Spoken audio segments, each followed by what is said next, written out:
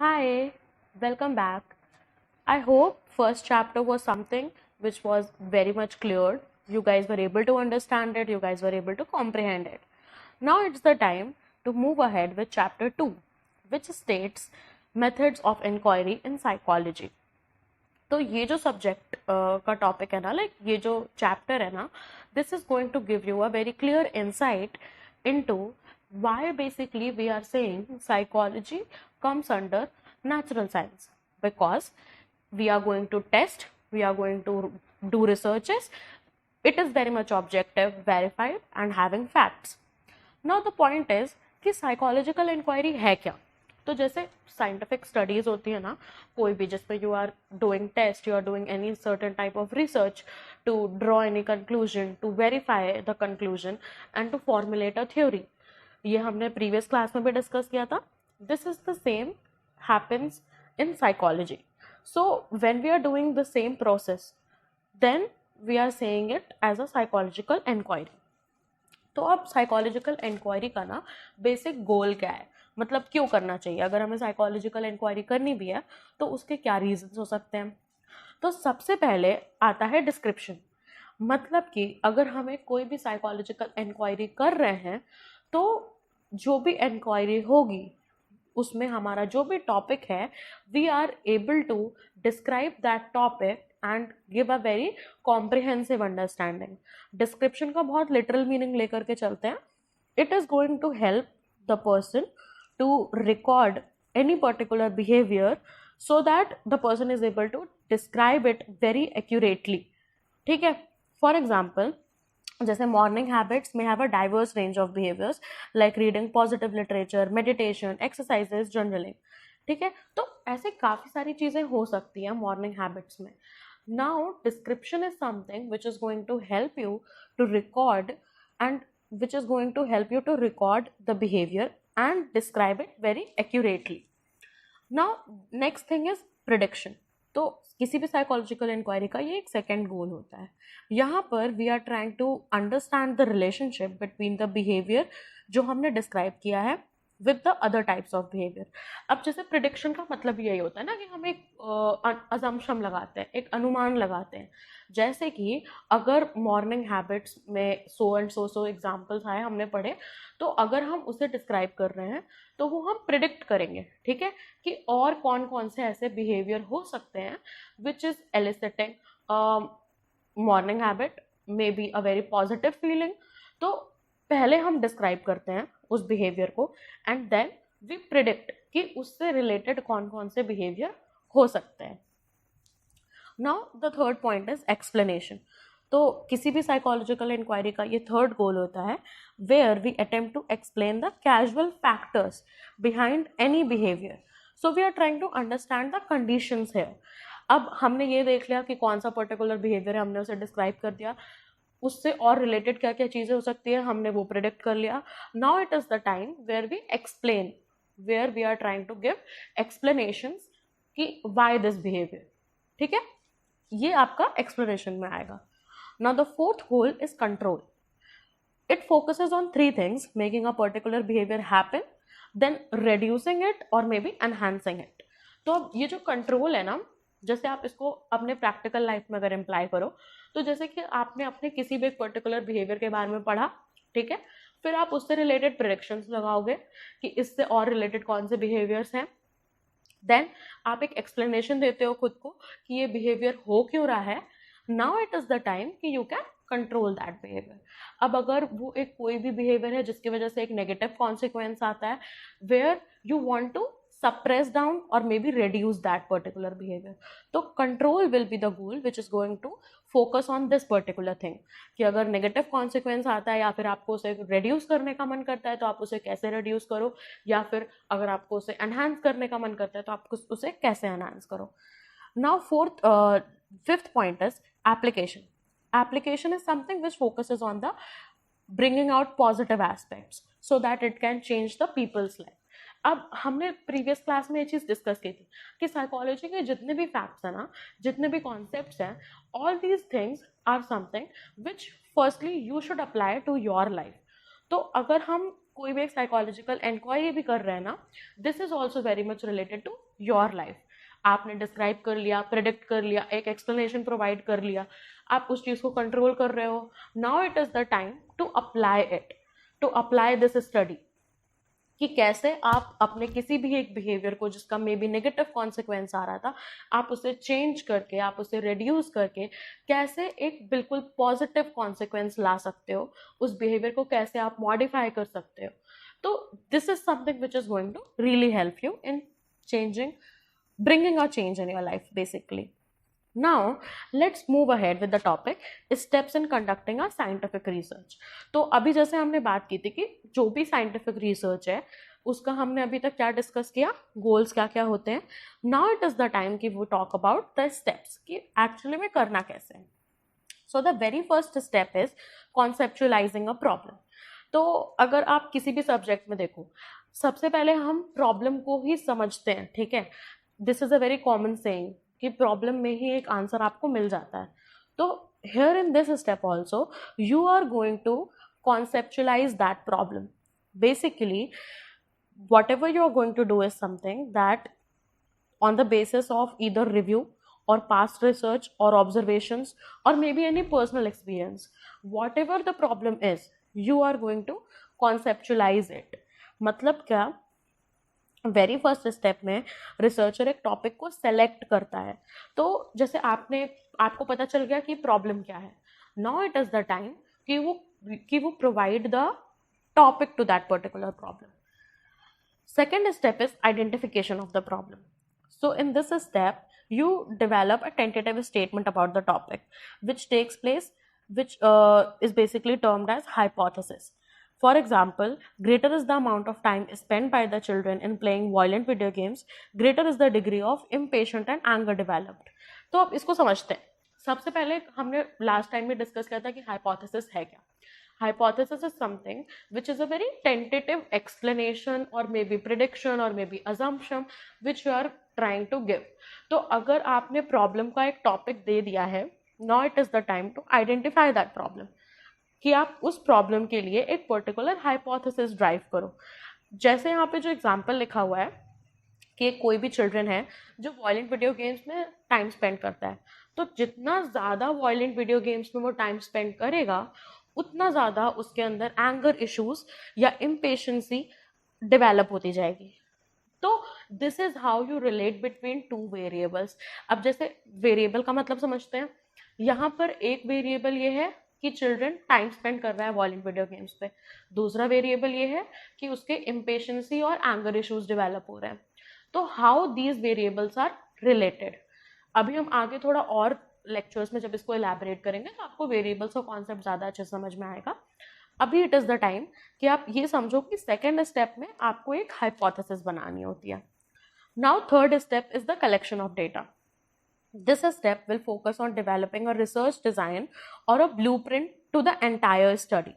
सो basically blueprint क्या होता है, एक जैसे रोड मैप की, मतलब रोड मैप होता है ना कि आप का स्टार्टिंग पॉइंट क्या, आपका एंडिंग पॉइंट क्या है, आप कौन कौन से टर्न्स लेने वाले हो, तो दैट इज द ब्लूप्रिंट. ठीक है. अब आपने टॉपिक डिसाइड कर लिया, आपको हाइपोथेसिस भी मिल गया कि आपको कौन से दो वेरिएबल्स के बीच में एक रिलेशनशिप एस्टैब्लिश करनी है. Now it is the time कि यू कलेक्ट द डेटा. तो इसके लिए you should be making some decisions, जैसे कि पार्टिसिपेंट्स कौन से होंगे स्टडी के, आप मेथड कौन सा यूज़ करने वाले हो, आपके पास टूल्स कौन से होने चाहिए, और एक पूरा प्रोसीजर क्या होगा डेटा कलेक्शन का. ये चीज़ें अभी और ज़्यादा एलैबोरेट होती जाएंगी फर्दर लेक्चर्स में. अभी के लिए हम ये समझते हैं कि पार्टिसिपेंट्स मतलब कि आपके स्टडी में कौन कौन से लोग पार्ट लेने वाले हैं. आप पूरे पॉपुलेशन पे तो स्टडी नहीं कर सकते, तो हम लोग पॉपुलेशन का एक छोटा पार्ट लेते हैं, एक सैम्पल लेते हैं स्टडी करने के लिए. तो जो पार्टिसिपेंट्स होंगे ना, आप कैसे सैम्पलिंग करोगे, दिस विल डिसाइड कि आप कौन कौन से पार्टिसिपेंट्स अपने स्टडी में लाना चाहते हो. Then the method of study. अब मेथड्स में काफ़ी सारे होते हैं, मैं अभी सिर्फ कुछ एग्जांपल्स लेते हैं, जैसे एक्सपेरिमेंट हो गया, ऑब्जर्वेशन स्किल्स हो गए, या फिर सर्वे रिसर्च के थ्रू आप कर रहे हो. तो ऐसे बहुत ढेर सारी चीज़ें होती हैं, ऐसे बहुत ढेर सारे पॉइंट्स अभी आप आगे पढ़ोगे जिससे आप एक स्टडी पूरी अपनी कंप्लीट कर सकते हो. थर्ड पॉइंट आता है कि उस स्टडी में कौन कौन से टूल्स होने चाहिए, और जो आप डेटा कलेक्ट कर रहे हो उसका प्रोसीजर क्या होगा। जैसे अगर आप सर्वे कर रहे हो तो आप क्वेश्चनेयर के साथ सर्वे करते हो, उसी तरीके से। तो जो ये स्टेप होता है, इस स्टेप में सिर्फ आप मेजरली ये फोकस करते हो कि आप एक अपना रोड मैप बना पाओ, एक ब्लूप्रिंट बना पाओ जो आपने टॉपिक लिया था पढ़ने के लिए, उसके लिए। उसके बाद एक स्टेप आता है which is drawing conclusions. Drawing conclusions मतलब कि आपने साइंटिफिक रिसर्च कर लिया, now it is the time to analyse the data through statistical procedures. तो साइकोलॉजी में ऐसा नहीं है कि स्टैटिस्टिक्स नहीं होगी, साइकोलॉजी में स्टैटिस्टिक्स होती है, ठीक है। तो स्टैटिस्टिक्स मतलब कि आप जो भी सब स्टैट्स वगैरह यूज करते हो, मैथमेटिकल ऑपरेशंस यूज करते हो, ये सारा यूज करके फिर आप डेटा को पूरा एनालाइज करोगे। This is the step which is going to achieved by measures of central tendency like mean, median, mode, graphical presentations, pie chart, bar graphs, diagrams। ये सारी चीजें इसका आपका स्टैट्स में आती है।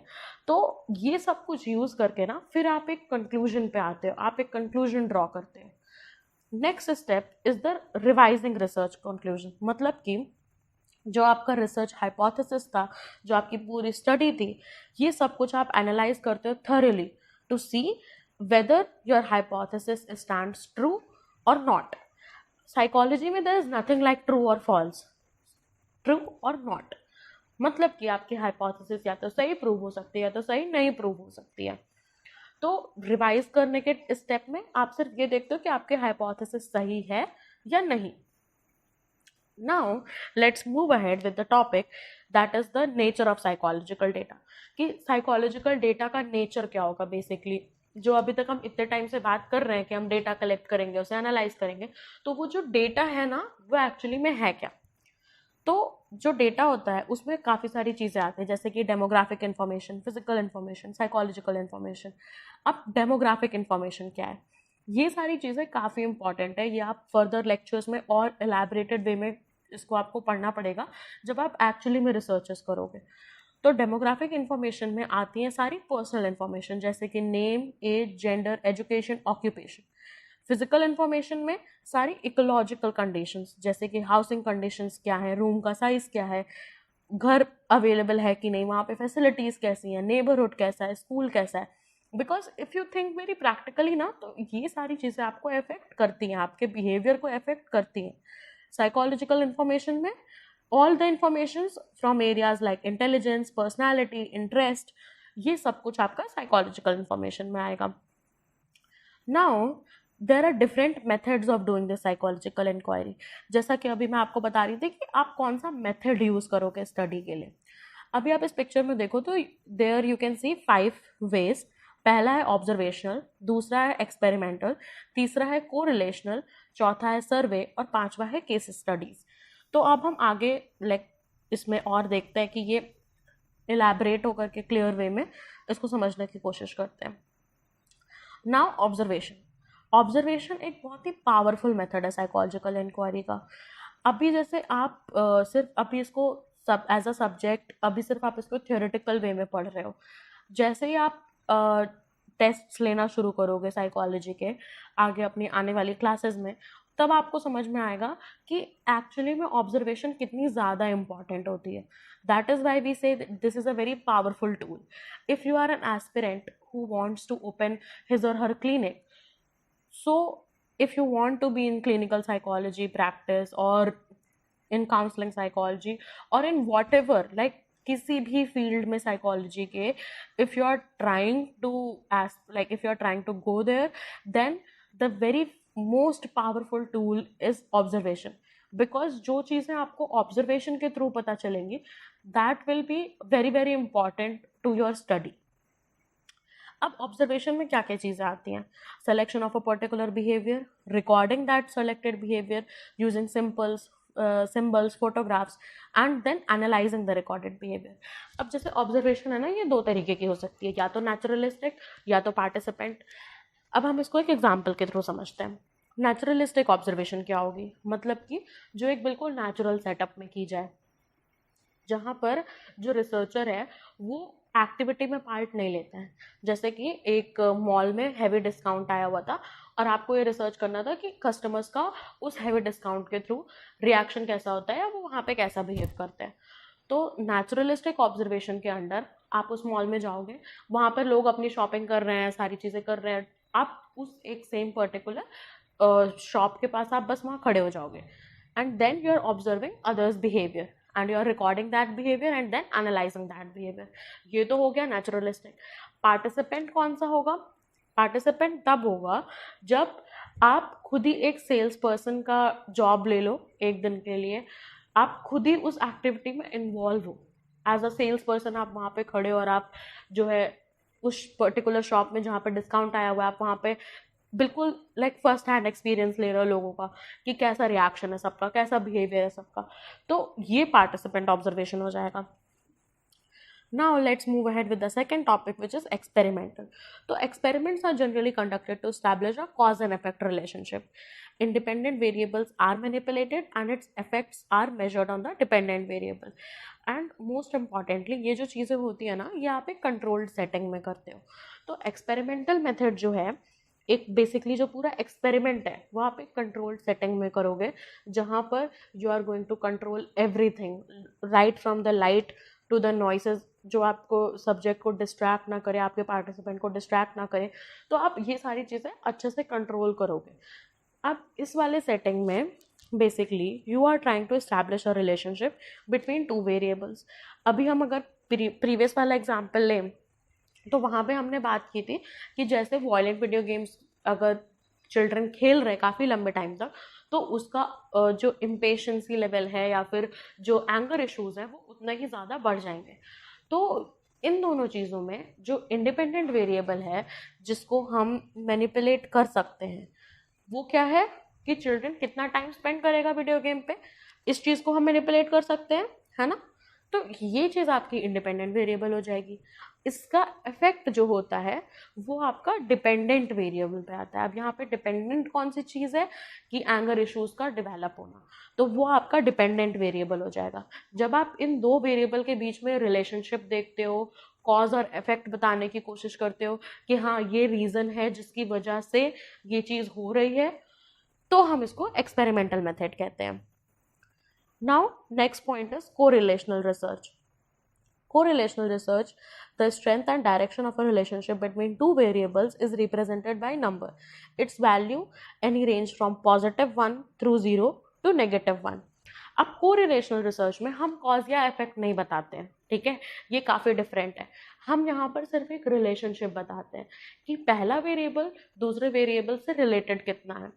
अब कोरिलेशनल के जो रेंज दी हुई है +1 मतलब कि वो पॉजिटिवली कोरिलेटेड है, वो हाईली कोरिलेटेड है। 0 मतलब कि न्यूट्रल, दोनों वेरिएबल के बीच में कोई भी कोरिलेशन नहीं है, कोई भी रिलेशनशिप बिल्ड नहीं हो रही है। और -1 मतलब कि दे आर नेगेटिवली कोरिलेटेड, मतलब कि they are not so correlated. Now, next point is the survey research.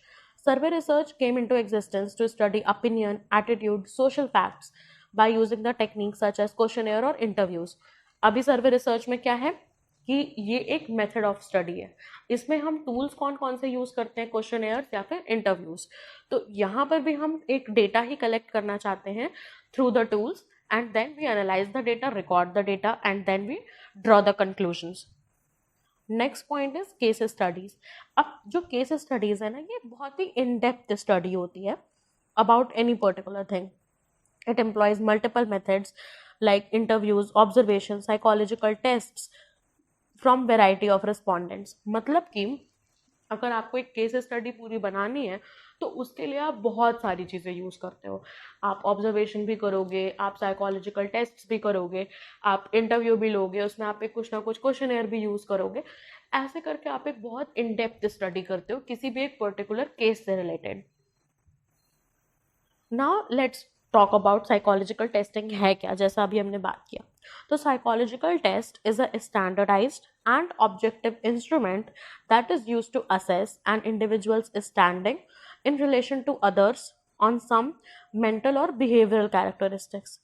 इसका मतलब यही है सिर्फ कि जो साइकोलॉजिकल टेस्ट है ना, वो आपको एक स्टैंडर्ड और एक ऑब्जेक्टिव सॉल्यूशन देगा, एक ऑब्जेक्टिव कंक्लूजन देगा टू असेस द इंडिविजुअल कि वो एक्चुअली में जो पर्टिकुलर मेंटल प्रॉब्लम है या फिर कोई भी एक बिहेवियरल कैरेक्टरिस्टिक है तो वो उसके साथ रिलेट कैसे हो रहा है. Psychological testing में it is the construction of a test in a systematic process which involves certain steps, detailed analysis of the items, estimation of reliability, validity and norms. तो अभी हम पहले ये सीखते हैं कि reliability, validity और norms है क्या चीज़. Reliability का मतलब होता है कि स्कोर्स की कंसिस्टेंसी क्या है. अब जैसे कि फॉर एग्जाम्पल आप स्टूडेंट ए हो और आप मेरे पास आते हो टेस्ट के लिए. मैंने आपका टेस्ट आज लिया, यही सेम टेस्ट अगर मैं आपका एक डिफरेंट ओकेजन पे लूँ, मे बी 2 मंथ्स बाद या फिर 2 वीक्स के बाद, तो भी आपका ये जो रिजल्ट है, जो इसका स्कोर आया था, वो कहीं ना कहीं कंसिस्टेंट रहना चाहिए. तभी हम बोलेंगे कि हाँ वो टेस्ट रिलायबल था. Next point is validity. Validity मतलब कि does the test measure what it claims. अगर वो टेस्ट इंटेलिजेंस मेजर करने के लिए है तो उसे इंटेलिजेंस ही मेजर करना होगा. वो मुझे पर्सनालिटी या एप्टीट्यूड रिलेटेड चीज़ें नहीं बताएगी. अगर मैंने आपका टेस्ट लिया इंटेलिजेंस का तो उसका जो स्कोर है, जो उसका एनालिसिस है, वो भी इंटेलिजेंस से रिलेटेड ही होना चाहिए, उसी को मेजर करना चाहिए. Next point is the norms.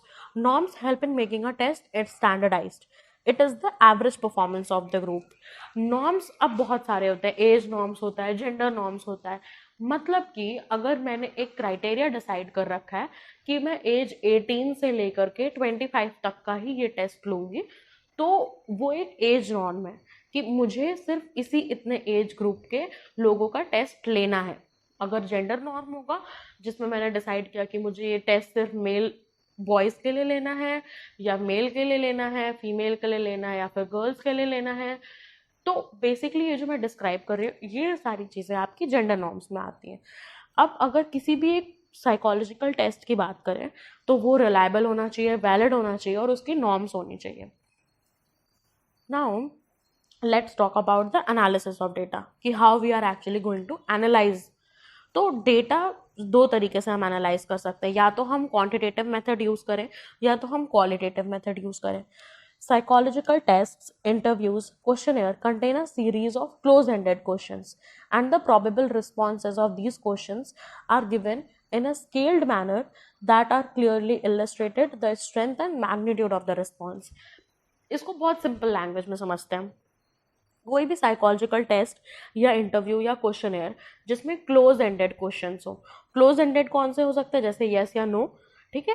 तो जिसमें क्लोज एंडेड क्वेश्चंस होंगे जो मुझे एक ऑब्जेक्टिव आंसर मेजर करके देगा, एक ऑब्जेक्टिव आंसर मेजर करके देगा, वो टेस्ट जो होगा वो क्वांटिटेटिव डेटा होगा. जो मैं मुझे वो टेस्ट स्ट्रेंथ बताएगा, मुझे वो टेस्ट मैग्नीट्यूड बताएगा किसी भी एक रिस्पॉन्स का, तो वो टेस्ट क्वांटिटेटिव है जहाँ पर ऑब्जेक्टिविटी की बात की गई हो. On the other hand qualitative is something which is complex, which is going to elicit information from a respondent on the basis of a question. मतलब कह सकते हैं ओपन एंडेड क्वेश्चंस हो सकते हैं वहाँ पर. तो बेसिकली जो क्वालिटेटिव है ना वो थोड़ा सा सब्जेक्टिव इंटरप्रिटेशन देगा मुझे. सब्जेक्टिव मतलब कि वो इंडिविजुअल टू इंडिविजुअल डिफर करेगा, लेकिन जो क्वांटिटेटिव होगा ना वो स्ट्रेंथ और मैग्नीट्यूड पर डिपेंड करेगा. जब मैं वहाँ पर डेटा एनालाइज करूँगी तो मेरे पास एक स्केल प्री डिफाइंड होगी जिसमें नंबर्स होंगे जो मुझे एक पर्टिकुलर कंक्लूजन, एक पर्टिकुलर इंटरप्रिटेशन देगा. Now let's talk about the limitations in method of psychological inquiry, because सारे पॉजिटिव पॉइंट्स तो हो नहीं सकते, कुछ ना कुछ ड्रॉबैक्स भी होंगे. तो अभी हम ड्रॉबैक्स की बात करते हैं. सबसे पहला ड्रॉबैक है कि lack of true zero point. Psychological measurements lack this. For example, even after scoring 0 on a vocab test, it can't be said that the respondent has zero knowledge of vocabulary. मतलब कि अगर जैसे आप समझ रहे हो ना, अगर आपका इंटेलिजेंस टेस्ट में भी आप 0 स्केल पे आ रहे हो या फिर आप किसी भी वोकैबलरी के टेस्ट में आप 0 स्केल पे आ रहे हो, तो इसका मतलब ये नहीं है कि आपका जो सब्जेक्ट है वो वोकैबलरी में 0 है या इंटेलिजेंस में 0 है. ऐसा नहीं होता है. साइकोलॉजी में, as I have said, there is no right और wrong answer whenever you are conducting a test, whenever you are taking any test. किसी भी आप टेस्ट को कंडक्ट करो या आप टेस्ट खुद से भी लो, उसमें कोई भी राइट या रॉन्ग आंसर्स नहीं होते हैं. There is no such true 0 point. Next thing is relative nature of psychological tools. That is relative, not absolute. They are developed keeping in the important features of the particular context. अब इसका मतलब क्या है कि जो भी psychological tools हैं उनका जो नेचर है वो रिलेटिव होता है, वो एब्सोल्यूट नहीं होता है. तो अगर हम किसी भी एक पर्टिकुलर टॉपिक को पढ़ भी रहे हैं, उसमें जो भी सारे फीचर्स होंगे या जो भी हम सारे टूल्स यूज़ करने वाले हैं, ऐसा नहीं है कि उनका जो कंक्लूजन आएगा वो बिल्कुल absolute hard and fast rigid होगा.